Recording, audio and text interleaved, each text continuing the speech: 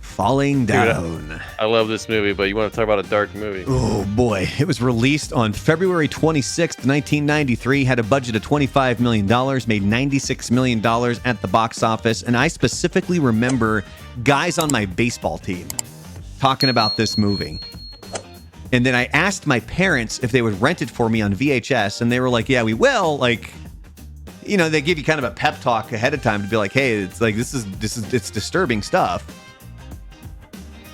And then after I watched it, my parents were like, yeah, it's not a comedy. And I'm like, I didn't think, like, they're talking about it. I didn't think it was a comedy. I was home sick one day. Well, I should air quote sick. And watching HBO, and this one came on. And I remember just being I couldn't turn the channel away and just like, holy crap, my dude is having a bad day. See, this is something that I want to start doing, but the movies change so quickly. But as of now, let me see if it's even available on a streaming service. Well, I own it. I bought that on. Well, Frank doesn't have streaming services. Yeah, you can rent it on Apple TV. It looks like it's about the only place that it's available. But so there you go. So here's some things that you might not know about Falling Down. Michael Douglas considered it his most complex role. Mm-hmm. He said that playing William Defense Foster was one of the most challenging roles of his career. He described the character as a man who sees himself as the hero, but is actually the villain, making the role emotionally and psychologically demanding. Douglas also mentioned that while some viewers sympathized with Foster, the film was meant to critique his mindset, not glorify it. But it's one of those movies where I think far too many people, obviously, he became the anti-hero. Yeah, they relate to him, or they don't relate to him in the sense that he's out like literally shooting people, but they relate to his frustrations, is what it is.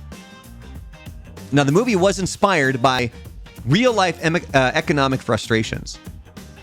The film was written in the early 1990s during a period of economic recession and social tension in Los Angeles.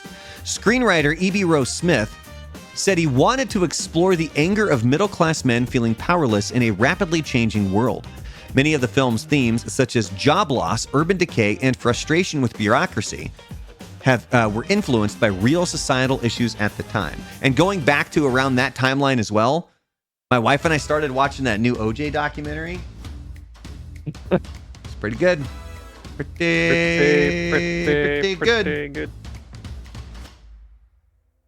Also, it was filmed in the hottest part of LA's summer.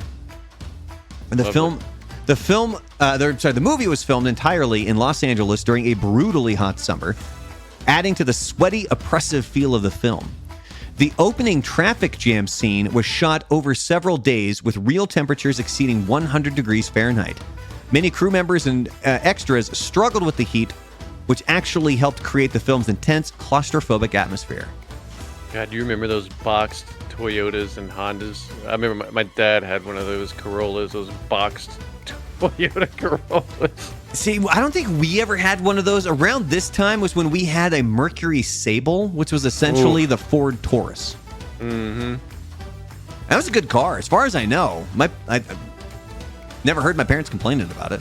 Well, my dad ran his into the ground. He had it for about 7 or 8 years before he finally had to give it up. Yeah, that's how you roll with that, son. Mm-hmm. The Whammy Burger scene was based on a real incident.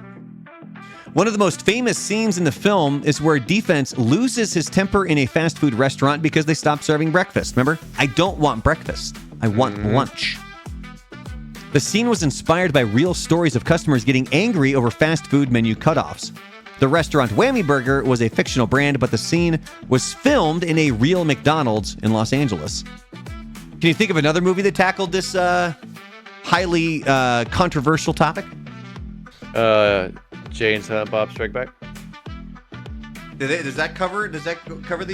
I don't know. I thought like oh, you were talking about the Egg and Movie Muffin. Clerks 2, where they're bitching about breakfast or something. I don't know. Big Daddy. Big Daddy. Because he's talking about getting the kid an egg McMuffin, and they're like, "We stopped serving," and he goes, "Well, somebody get a Happy Meal." At 10 o'clock, yeah. All right. Did you know the movie Falling Down sparked controversy upon release? I know, shocking. Yeah, right. Some audiences saw Falling Down as a social commentary, while others viewed it as dangerously sympathetic toward violent outbursts. The film was released just a year after the 1992 Los Angeles riots, leading some critics to question its message about race, crime, and urban decay. Joel Schumacher, the film's director, clarified that the movie was not about endorsing defense actions,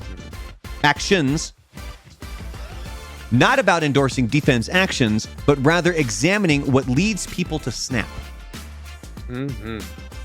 And we got a little bonus fact here for you, too. Robert Duvall's character was added to balance the story. Yeah, I could see that. The role of Detective Prendergast, played by Robert Duvall, was not in the original script. The character was added to provide a moral counterbalance, to foster and show that not everyone in a stressful world resorts to violence. Duvall's portrayal of a calm, rational cop retiring on his last day helped give the film a more nuanced perspective. He was Danny Glover of this world. It's my last day. I'm retiring. Yeah, he was getting too old for that shit.